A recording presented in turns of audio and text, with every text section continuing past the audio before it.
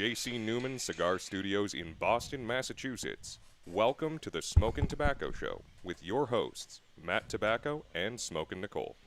Ladies and gentlemen, welcome to another episode of the Smokin Tabacco Show.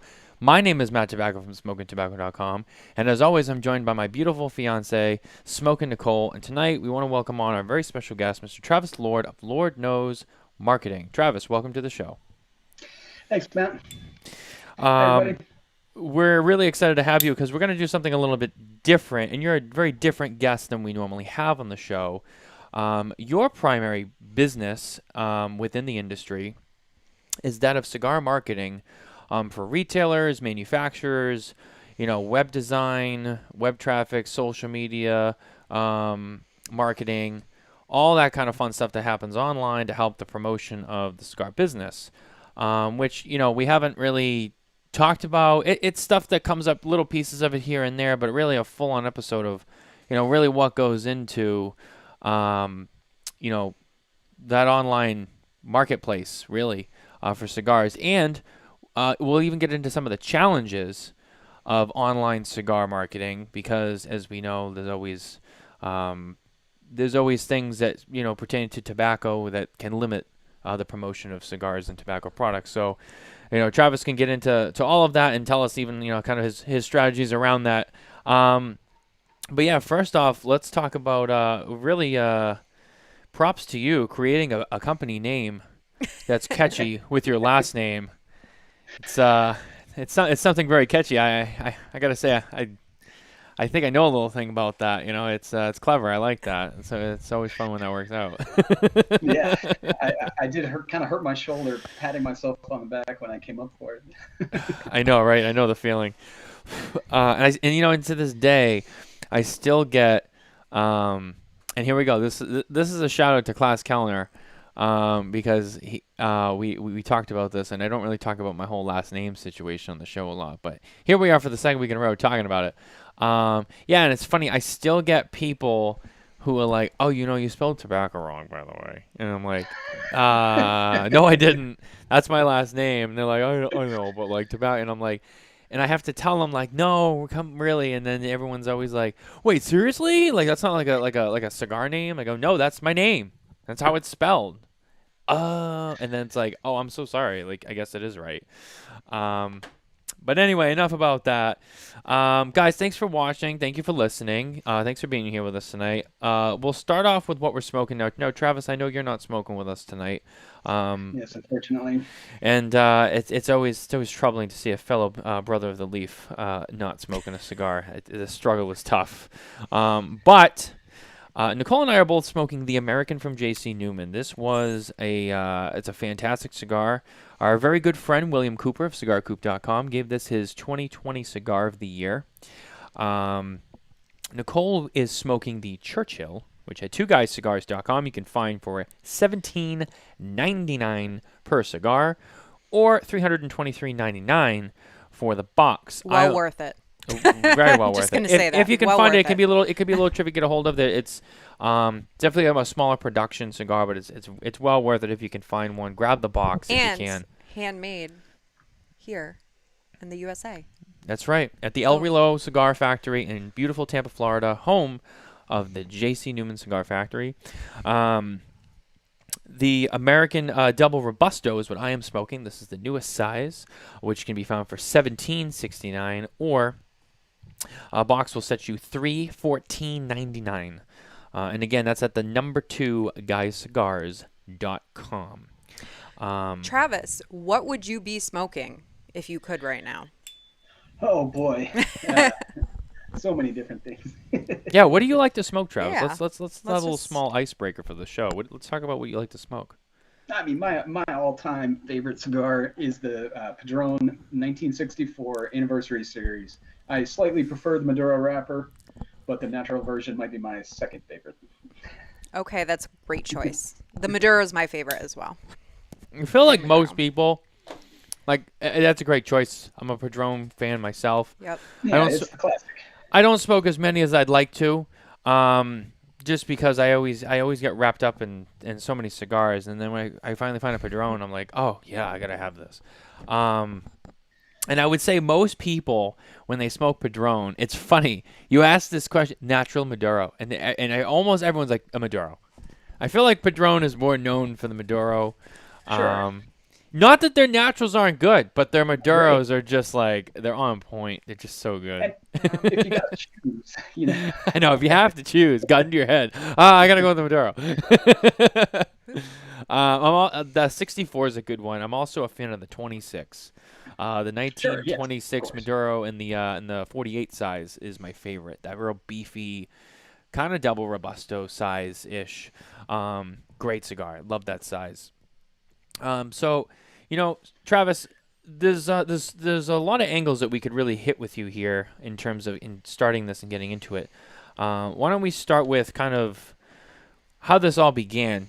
At what point did you, I assume, were you in any kind of marketing and web design and all that beforehand, or did you kind of get into Yes. that? So okay, so you were already in that front, and then Well, really, it started with cigars. Uh, right, yeah, I was in college, and I answered a pretty vague ad in the paper for a telemarketing position, which I'd done a little bit of, and turned out it was actually answering the phones and customer service for a company called bestcigarprices.com.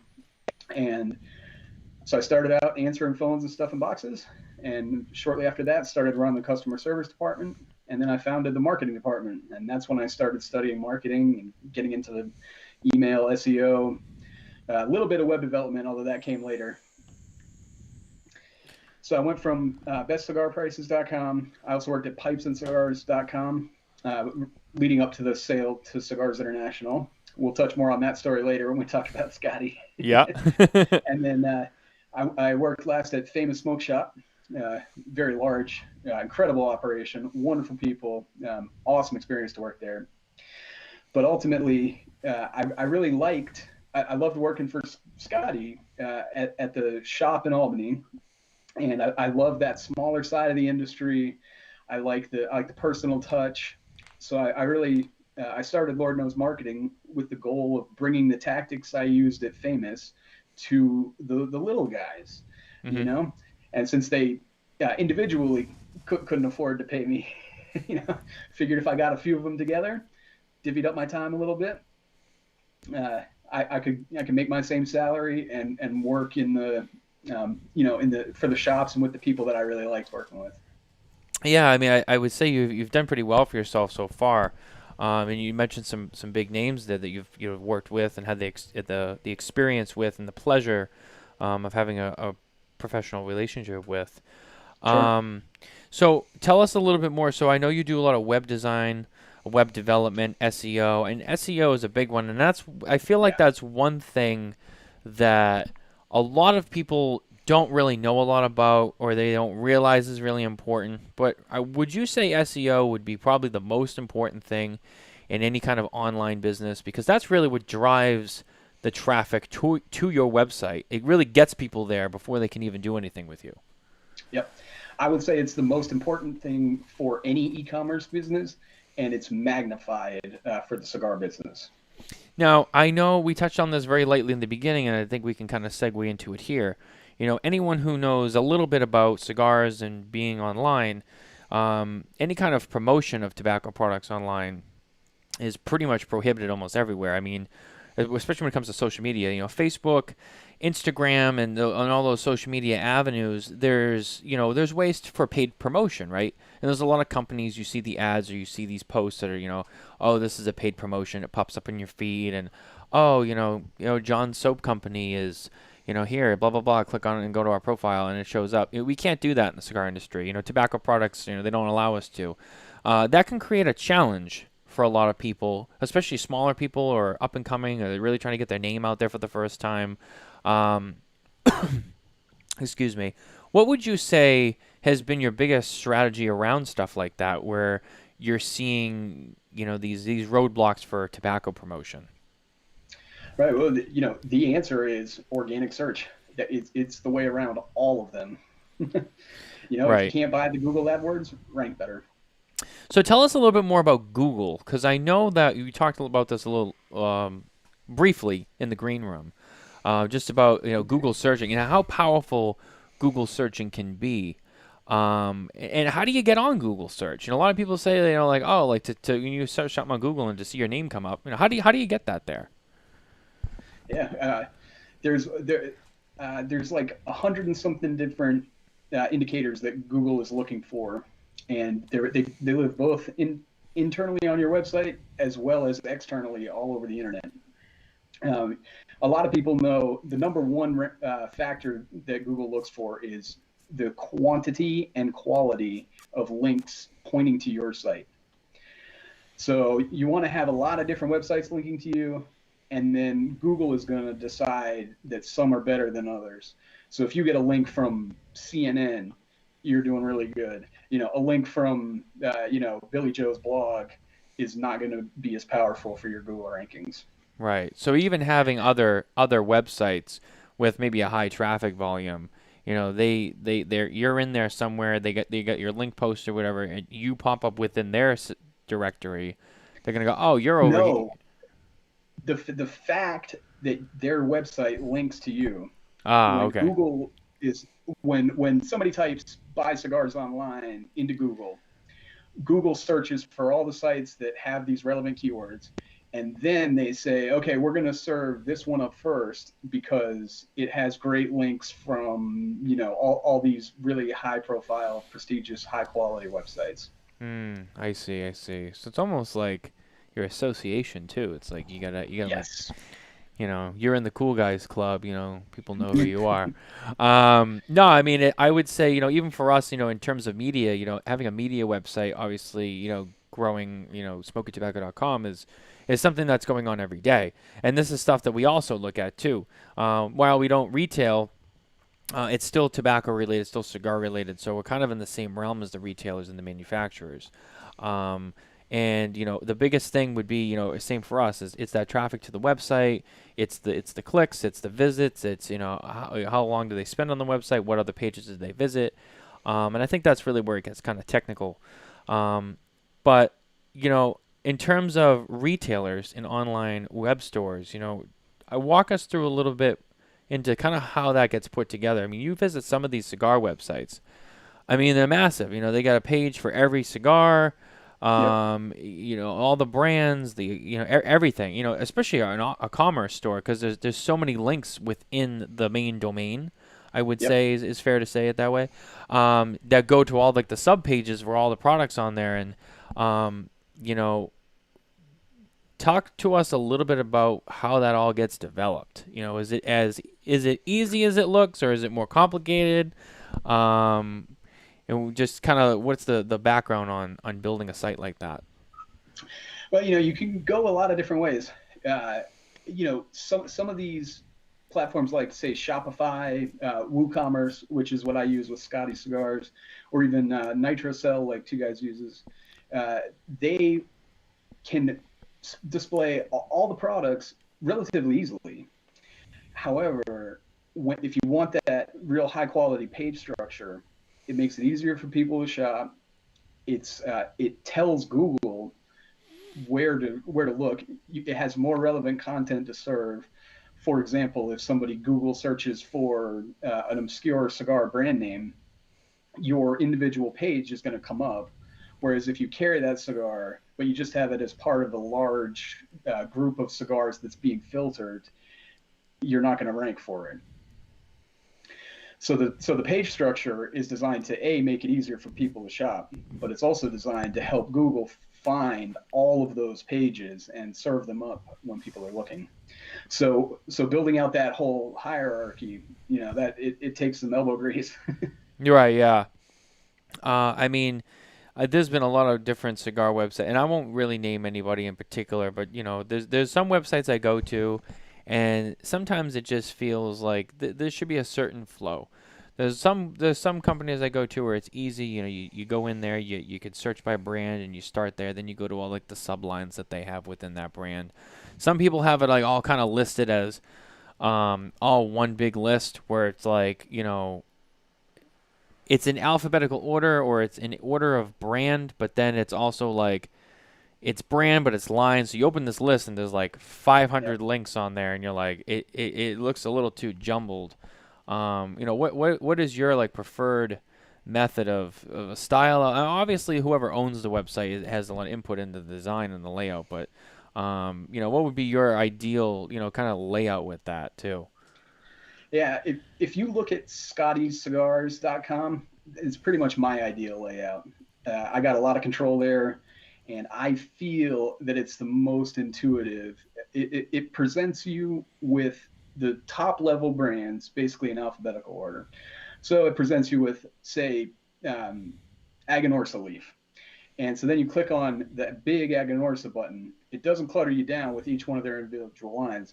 Then once you click on the big Aganorsa button, then you find the sub Aganorsa lines. And I think it's cleaner to begin with, and it really, especially for people who know what they're looking for, it's I think the most effective. Yeah. We try to have, everybody shops in a different way. So I try to have a lot of different search capabilities, filtering so people can look for characteristics instead of brands. And then, highlight all the other non-branded stuff in ways that are intuitive and easy.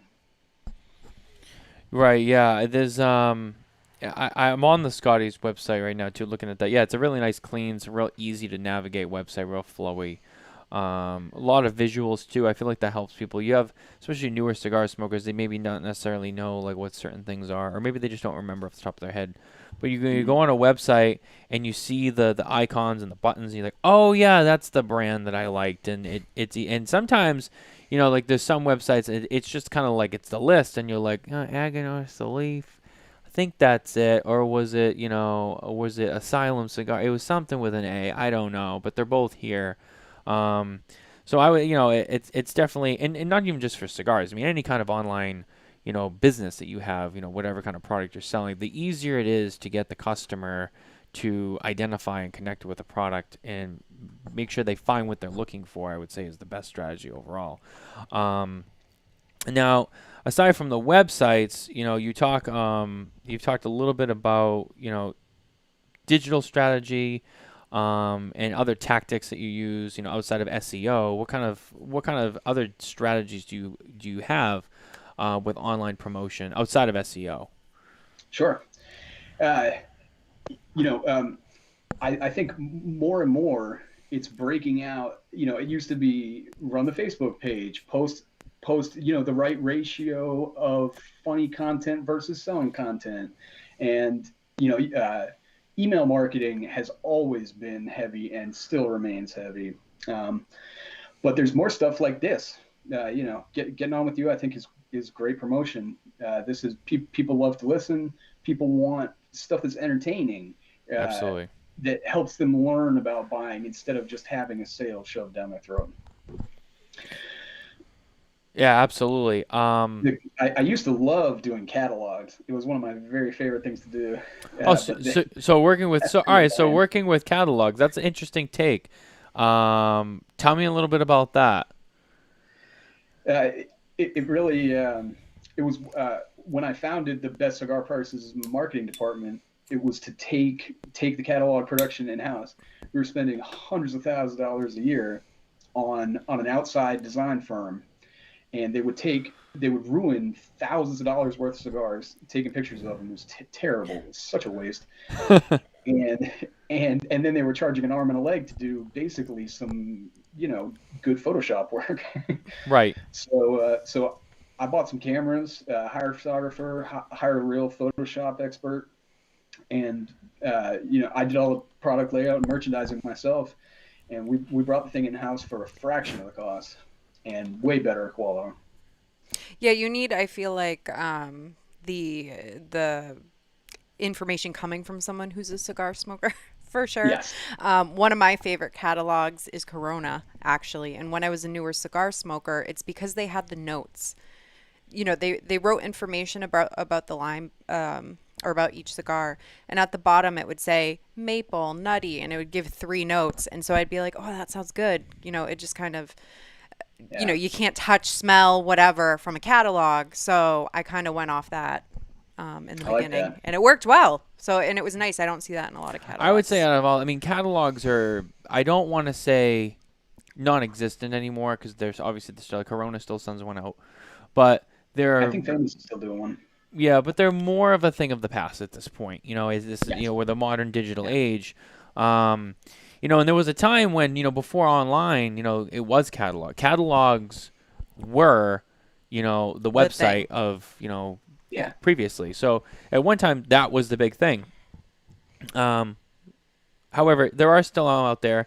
I'm sure there's a lot of people who still will use them who do get the ones that are available. I believe Thompson has one. Yep. Um, So does the and ice one. yeah, I think they do. I think they do. And Corona obviously has one. I think Mardo Cigar has one they put out every once in a while. I don't think it's every month.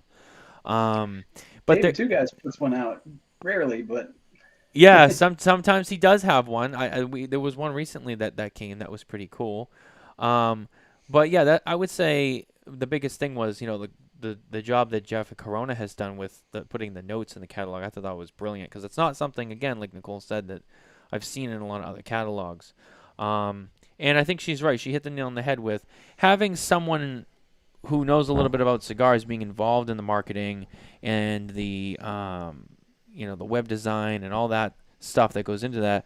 It makes it a lot easier. You know the product you're already working with. It's not that it has to be that way, but I would say that when you know the product you're working with, you can do a much better job with it versus being a general, web designer or whatever it is you're doing, and you're just hired to do a job, and that gets done every day, and people do a great job, and things get done. But I feel like you having an advantage by being a cigar smoker and being able to work closely in this industry, and yeah, that's a good skill to have, especially with the current state of the cigar industry and kind of where it is.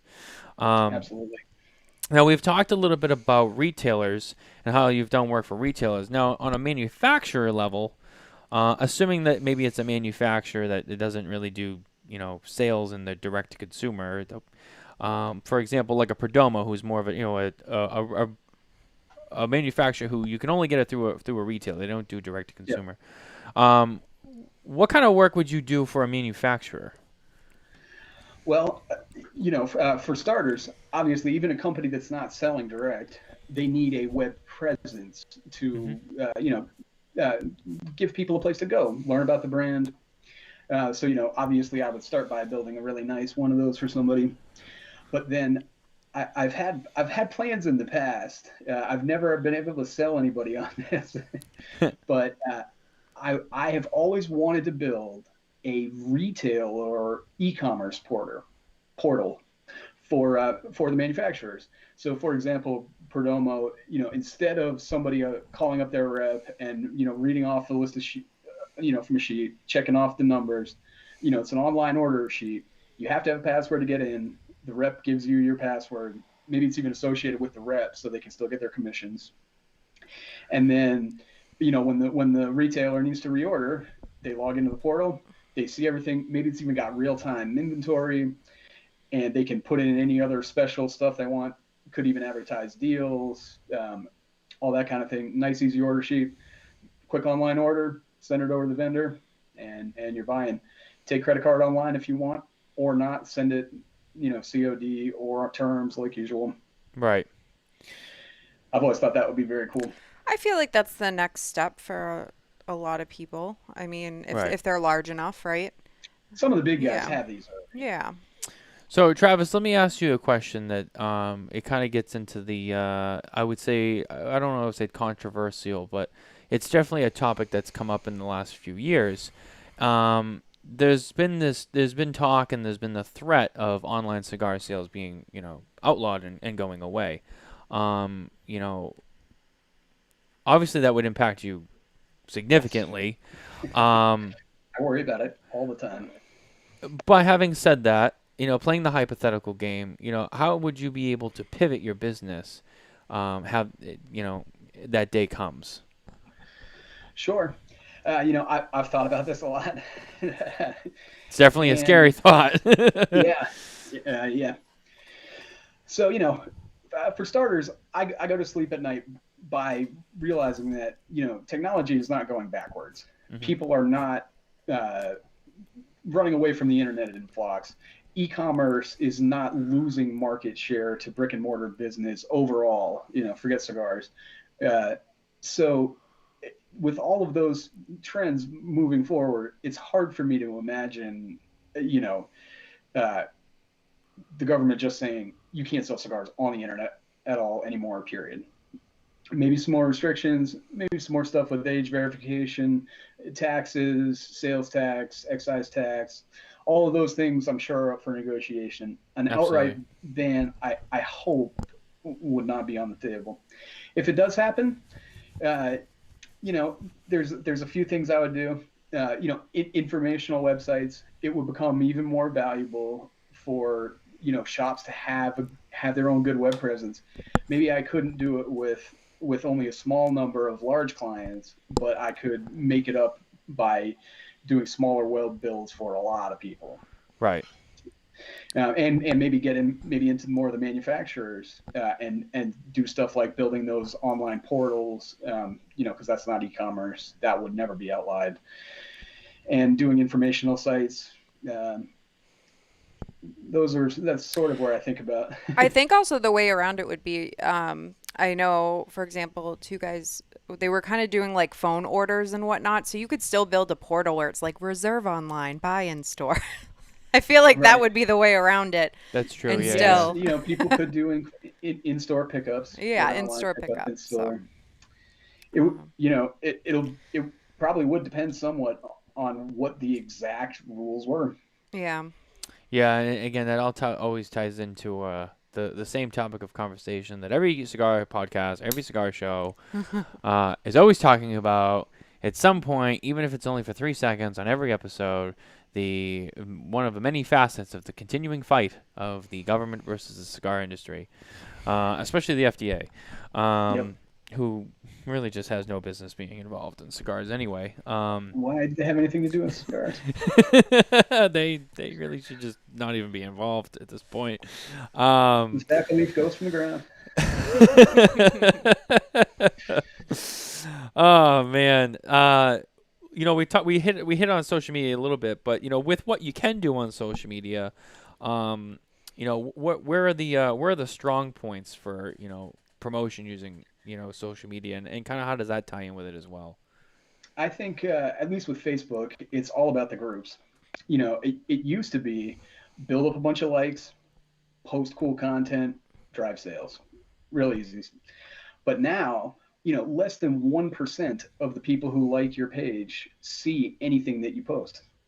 And since you can't promote it, for most companies who can sponsor posts, they just pay $20 and then all the people who like them can see it. But you can't do that if you sell cigars.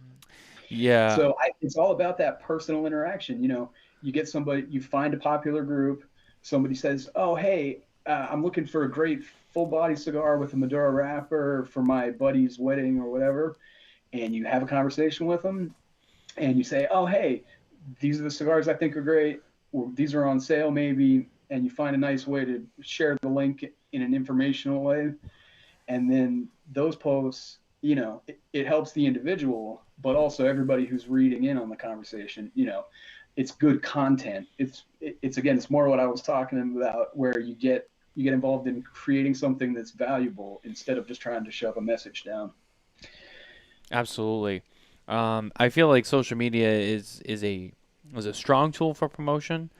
But again, the biggest thing is that paid promotion and stuff like that definitely is a disadvantage. Also, there's also talk. A lot of people like to say there's always the fear that social media will start really kicking out cigar people from their platforms, which is also always a threat and a scare. Yep. And we don't mean any harm. We're just here just trying to enjoy our lifestyle together. That's all it is. We're not trying to harm anyone. We're our own little community. Just please just let us exist. That's all we ask. I want to hit our news really quick. For the week, our news segment is brought to you by our good friends at McAuliffe Cigars. McAuliffe Cigars become an ambassador today. If you head over to McAuliffeCigars.com, you can sign up to be an official ambassador, and you can receive your ambassador coin, your ambassador number, and you can also sign up to join the McAuliffe Tasting Passport program. So head over to McAuliffe Cigars today, McAuliffeCigars.com today. This week, news from Drew Estate. The 2021 exclusive Liga Privada Unico Serie Pancetta has been announced, and that will be available on October 1st, and it will be available exclusively through Wooden Indian Tobacco Shop in Havertown, Pennsylvania, and Barrister Cigars in Union, New Jersey. They are the only two retailers that will have the cigar. If you're a Drew Estate fan, or more specifically if you're a Liga Privada fan, I would highly recommend picking these up. They are fantastic. They are a 4 3/4 by 50 short bellicoso. And they will be coming in a box of 24, and they will retail at $299 per box, or at $12.46 per cigar. And again, those will be available at Wooden Indian Tobacco Shop and Barrister Cigars beginning October 1st. Cool release. Drew Estate is among a good collection of manufacturers who do those one-offs, limiteds, shop exclusives, fun stuff. I'm a Liga smoker myself. I like the Liga stuff. And there's so many different avenues in that Unico series that they have all these different things and shop exclusives, and this is a fun one. They got the like the pork bellies, another one. I think that's an event only. They have the Liga A. They got all sorts of cool, fun stuff. So this is another one, and it's always exciting. This is kind of the I don't know. I had this conversation with Coop recently. It's kind of that cigar geek thing too. When you like really get into all the limited editions, and you gotta like track them all down. It's like the Opus people, you know what I mean? Like I'm one of those people too. It's You can't get them all though. It's like Pokemon. You gotta catch them all. But you can't. You know what I'm saying, It's Travis? You know what I'm infinite. talking about. You're not. You gotta catch them all. That's why you can't even keep up with Pete Johnson. He cranks stuff out left and right. You know what I mean? Yep. I can't even keep up with it. It's all good stuff, but yeah, it's always finding the next one. It's like Tom Brady says, it's always about the next one. So that's our news for the week. Again, the 2021 exclusive Liga Privada Unico Serie Pancetta will be available October 1st. And we just talked a little bit about social media. In terms of, let me go back to this really quick. I'm just pulling my notes here back up. So, if someone who might be listening or watching, who might be interested in your services, for someone to approach you and say, hey, I have a shop, like we have a website, it's small, or maybe we don't really have much of a website, but we want to create a website that's not only for the store, but we want to have like an online store. What would you recommend them in getting started with that? What is the process that one would go through to begin developing a website for their business? Sure. A lot of it comes down with where you're at with your current brick and mortar business. People who have lots of inventory and are doing robust sales, they're going to have a leg up, obviously. It's probably a bigger investment than any of the technology or anything, is just making sure that you have at least access to the inventory that you need in the event that you start generating some actual sales. Right. But basically the formula is start with a really nice website. I mean, it's got to be good. There's so much competition. If you just put out a big list of cigars and say, hey, good luck finding this stuff, you're not going to get too far, I don't think. You're going to get some sales, maybe, but you're not going to take a bite out of the big guys. Right. Now, so you start with a flawless customer experience, great selection, easy to find, intuitive, attractive, hopefully, with nice graphics. The photos, which are a little lacking currently on one of my projects. I keep trying to get the guys on the ground to get that camera going. Absolutely. Photos of cigars, very important. And then once you've got your website, you got to get people to come to it. So you got to make it rank. That's number one, in my opinion. If you make it rank on Google, you'll always be driving traffic, even if you're not doing anything. You can not post on social for a month, but if you're driving traffic on Google, you're going to have sales. And then, of course, once you're ranking, then you want to do all the other stuff, building an email list, uh, you know, an email address of a real cigar smoker who really purchases cigars on a regular basis is incredibly valuable. And they're hard to find. I've talked to a lot of people who have tried to purchase mailing lists. You call up one of these big data mining corporations and you say, hey, I want to buy a list of 50,000 cigar smokers. And what they do is they send you a list of 50,000 people who are, quote, smokers, which 95% of them are cigarette smokers and have Right. no interest in your product. So you just wasted a lot of money buying that list. Yeah, I was going to ask you about that. Everyone always gets, ad emails and or junk mail or whatever they might call it in their inbox, which, for a lot of consumers is just kind of like, another email. They don't even read it. Maybe they just delete it right away. But as Yeah. someone on your side of the table who's trying to use that as a tool, what would you say the effectiveness rate is on an email campaign? A well done one to a quality list is probably the second most effective form of marketing out there, I believe. You can really stimulate some sales if you have a quality list with enough people on it, and you have a good deal, you're going to sell it. Yeah, I Yeah, feel like that's one of those things that, I don't usually, and this is just me personally, I'm speaking for myself.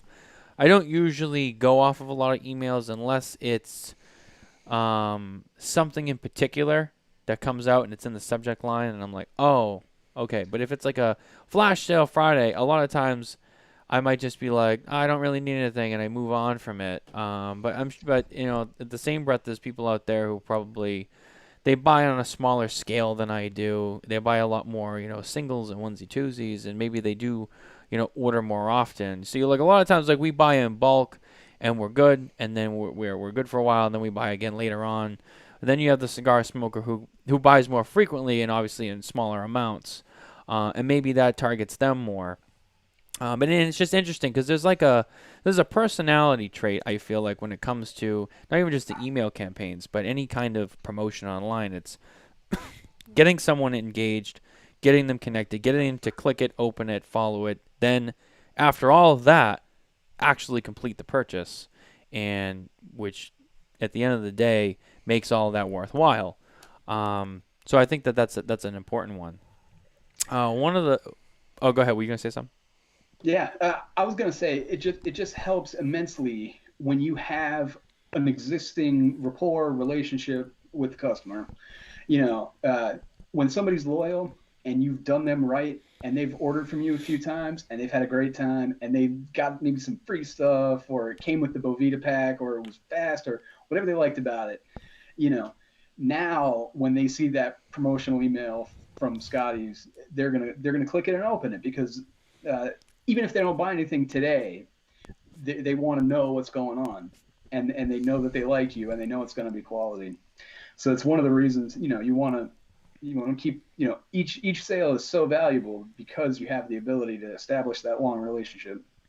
Now you talked a little bit before about being able to get people's attention, making sure that you get people interested in stuff and just kind of appealing to them. And I think that's where your content creation comes in, and it's kind of like this. I feel like it's a recipe with how often, what are you using, for what specifically are you using for, what's the subject, what's the, product, maybe in your case, what's the product, what is it, is there a special, whatever. When it comes to content creation, what is your, I would say, your biggest strategy that you use when doing that for a client?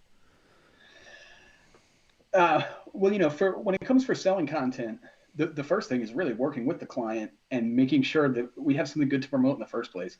Uh, you know, it's hard when a client might say something like, "Hey, here's this new brand that my buddy made, and we're going to bring it in and give it a shot. So, but we can't really discount it. So we're not giving anything away free. There's no sale. Right. Nobody's ever heard of it before.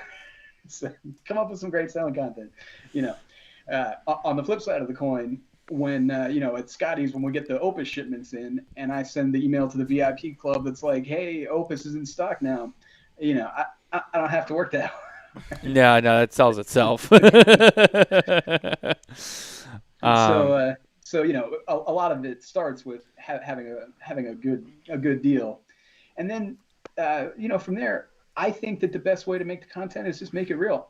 I'm a cigar smoker. I buy cigars too sometimes when I don't get them given to me, yeah, I know, and right? I like to be real. You want to tell people what it is, why is it a good cigar, and why is it a good deal, basically. Um, get uh, just talk like a real person. Be Yeah, honest, transparent, and I think people respond to it. absolutely. I agree with that. That's a very important point that you make there right at the end.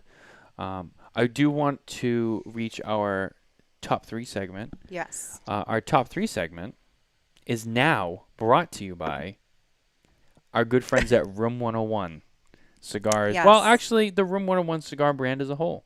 Yeah. It's not just Room 101 cigars, it's a lifestyle. Room 101 brand offers so many different available products and avenues for your enjoyment. Whether it's cigars, whether it's jewelry or fashion, or maybe it's just a beautiful gin you can make your Negroni with. Room 101 Brands is the place to be. Our top three segment, it's a newer segment on the show. Kind of changes a little bit every week. This week, the topic is movies. Top three movies. Now, as the guest, Travis, I'm going to let you go first. So, what would your top three all-time, like, stuck on a desert island, you got to bring three. What are they? I know exactly what they are. I prepped.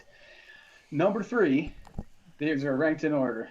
Number three, it speaks to me as a marketing guy and a web builder, The Social Network. Ah, Yeah, interesting Facebook choice. movie. Absolutely love the movie. Dialogue is incredible. The script, actors, even the music, all of it. Love every bit of it. Number two is Rounders with Matt Damon. Oh, You I guys know? love that movie. So good. Pay I, him. I gamble as a hobby. That's a good one. That's a good choice.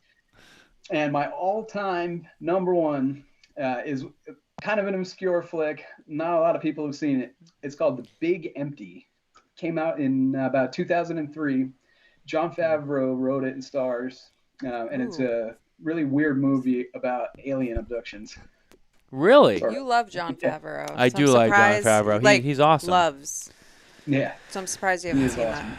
He's great. Check that one out if you like him. I will check that out. I do like him. He doesn't crack my top three, but I do like him a lot. Nicole, I'll let you go, and then I'll go last. If you have a top three movies. that. Oh, I didn't know I was supposed to contribute to the conversation. Really? How do you not know that? I Wow. don't know. That's just Wow. Nicole being shy. No, because sometimes you do a top three and you only ask the guest. Well, I just figured maybe we all could input Why don't this you do week. first and I'll You need think time about to think I about need- it? Yeah, All right. I'm indecisive. The reason why I even picked this theme is because I was thinking about it this week because it came up in conversation because I had revisited a movie that I hadn't seen in a while, and it reminded me of how much I love it, and I said this is definitely got to be in my top three of all time, and then I was like, oh, that would be actually a good segment on the show. I don't know if I would put them in any particular order. I would just say it's probably three movies that probably just to me like I connected with the most because of they had some kind of connection to my personal life. Having said that, one of them I will give number one because it is my favorite movie of all time, and that is Martin Scorsese's Casino with Robert De Niro, Joe Pesci, Sharon Stone. Great movie. I like to gamble. I've had family connected to the mob. I've had family who's been attorneys in Las Vegas for some of those people. So I have some connection there. The movie Almost Famous is a deep favorite of mine, and that's actually the one that I revisited this week. I'm such a music person, and I love the story. And Cameron Crowe is another favorite of mine. He's done some really cool stuff, and his story is amazing. And I've always loved that movie. And I would probably say that the third one, this one I thought about because there's two movies in this category that would round out my top three, and it came down to, I don't even want to say what both of them are. I think I'm just going to go with what the final one is, and I would say it's got to be Moneyball. And that's obviously with my connection to baseball. That's another movie that I've always loved, being close to Major League Baseball growing up, and such a fan of the game. That's a movie I've always loved. I always found and that's a true story, based on a true story, and the concept of Moneyball just being so interesting. And it's not so much from the point of view of the players, which a lot of times you see a baseball movie, it's about the players, or whatever. It's from the point of view of the front office and how the teams are made, and trying to make them successful by using algorithms and stuff that was new at the time, for Billy Beane with the Oakland Athletics. And I've always loved that movie too. I would say those are my top three.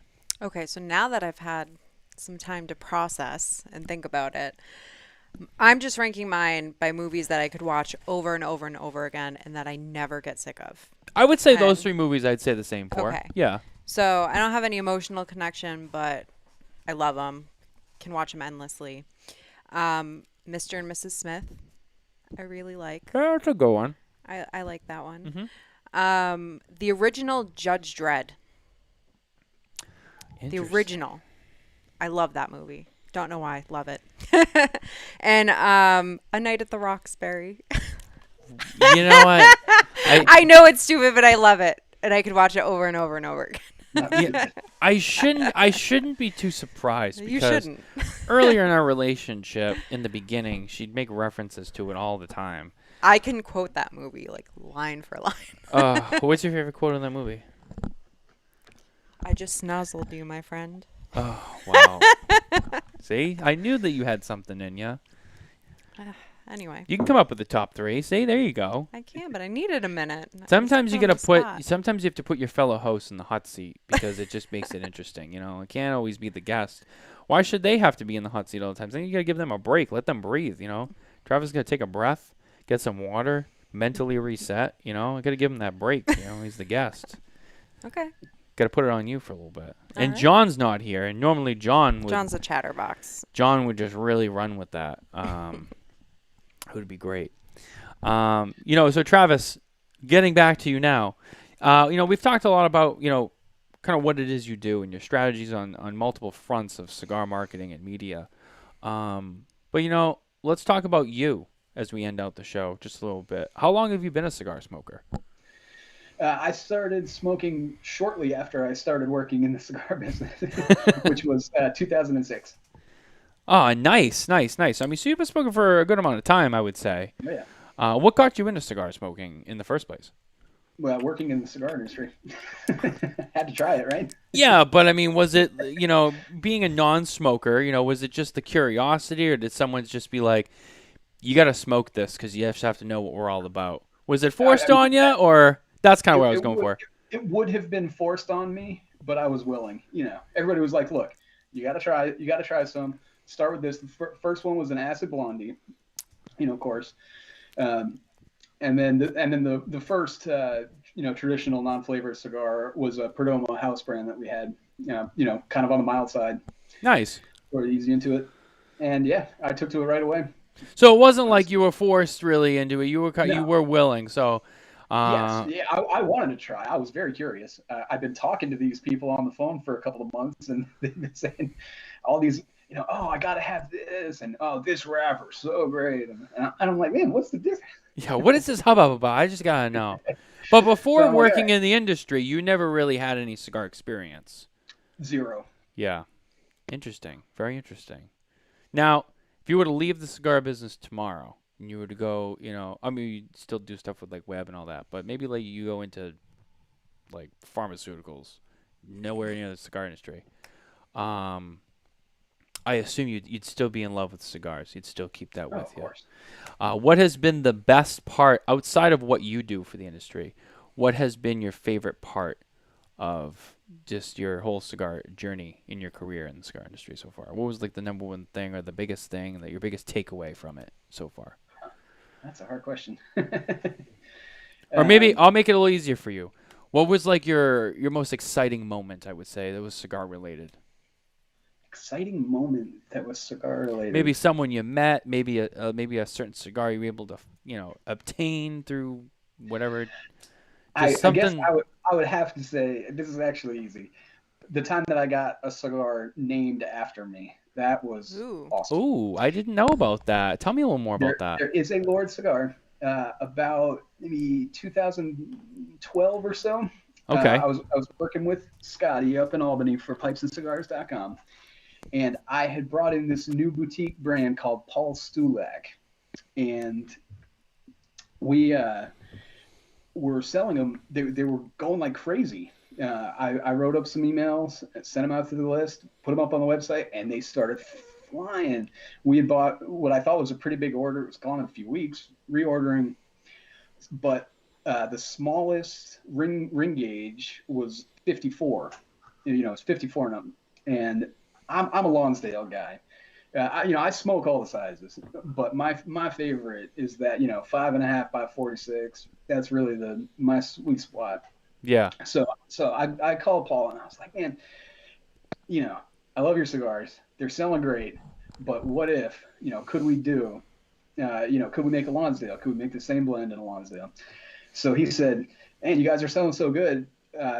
Let's talk numbers, and we'll figure it out." And we came up with a number of boxes, and so Paul and I went back and forth for a few weeks trying to name it, and all his cigars had names like Ghost and Phantom. Those were the Vitola names. Yeah. Yeah.